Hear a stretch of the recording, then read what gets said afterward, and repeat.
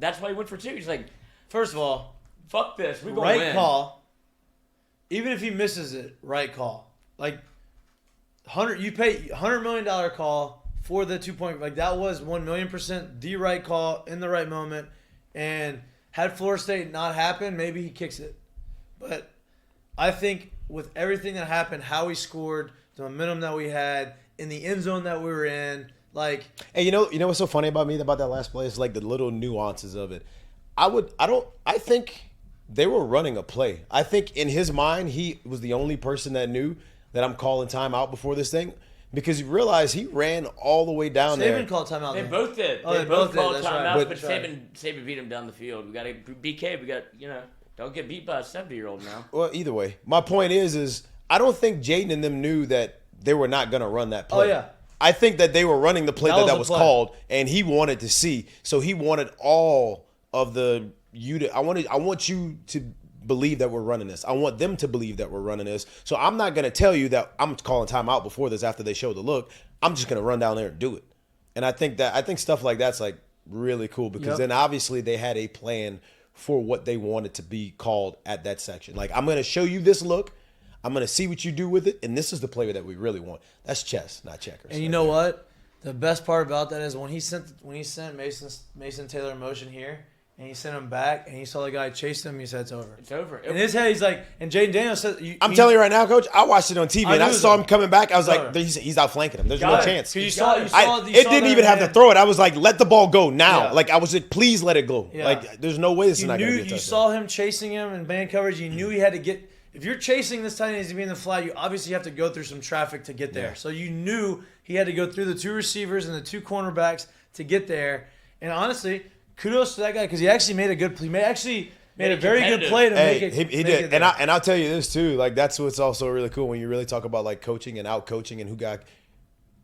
We kind of out coached Alabama at that point. I don't know if you really remember, but there was a 13th man or 12th man that was sprinting off the field after timeout. I'm just on that very play was sprinting off the field because they were out of sorts right there. Yeah, and the entire crowd realized it because now.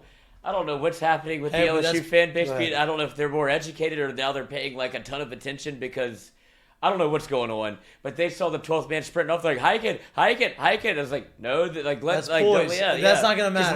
Because LSU has to play. We don't need to call it. We don't need to rush one. We don't need to do anything. We don't want to show them what we're doing because LSU has ran a version of that play a lot. But it's always Mason Taylor coming all the way across and then going. He stuttered. Went back, and that's what got him. It just one little feint, a little rub. They're about to say they've kind of ran that play a lot. No. They've ran a version of that play with Mason this year a lot in that game. Even in that game with Kayshawn, same stuff where it's the sprint out the same way, and they finally brought it back the other way. I love it here. I mean, yeah, but obviously that play, like he had that play, he didn't think about it. There wasn't any hesitation. There was the right call, right? The touchdown in overtime, if you can go back and watch that video and go watch Brian Thomas. I said go watch the effort. Go see where Eli Ricks was. Oh, my God. Brian Thomas put Eli Ricks in the first row of the effort that you got downfield was unbelievable. You see Josh Williams, Superman block the guy, was it the cornerback, number 15, who had an unbelievable game for them. Yep. He was playing great. Superman blocked this guy, knocks him on the ass, and Jaden Daniels runs free. He didn't get touched, Coach? Didn't get touched. 25 yards. 25 yards, first play of overtime, because your receiver has bought in to what the bigger picture and put this guy who was his teammate run a bench last year. Actually, no. Not Brian Thomas' teammate last year. Brian Thomas Nobody was was Jaden's teammate last year. No, I'm talking about Eli Ricks. Oh, yeah, they were. He's a sophomore. That's right. Brian Thomas he was a sophomore. So Brian Thomas put his former teammate into the front row of the stadium. Blocked him out of the field of play, right?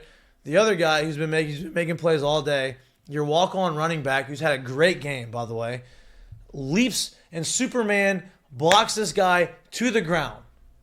And Jaden Daniels runs free on the biggest play at the time of the game. I'm telling you right now, they ran that play, especially in that situation, knowing that, hey, they just scored, right? So we have to be able to kind of We're gonna get this to get a little tempo. Bro, they wanted 5 to 7 yards on that play. Yep. If you got a first down, great. Give us 2nd and 4, 2nd and 3, 2nd and 2 right here. 2nd and 2 would be great. No, they got a touchdown. No, because the guys they got 25 yards. The guys blocked it the way they needed to block it. And don't you think that went into the decision to go for 2? When it's like, obviously we're in a back and forth game. We can talk about the officials if you want. I don't. You know what I really think the decision to go for 2 was? I think it was overtime started. He said, if they score, I want to beat them. Yep. Like right now. Yep. I think he made the decision before he knew it. If we score, we're going to beat them right now. I think he knew I think he saw the game playing out the way it was playing out. And he said, if they scored, if LSU was down 7 points before overtime, scores with 1 second left in the game, they're going for 2 there too. I don't even think they go to overtime. Like, I think he kind of saw how the game was getting played out, and if it got to that situation and we had one play to win the game, this is the play we're running, and we're gonna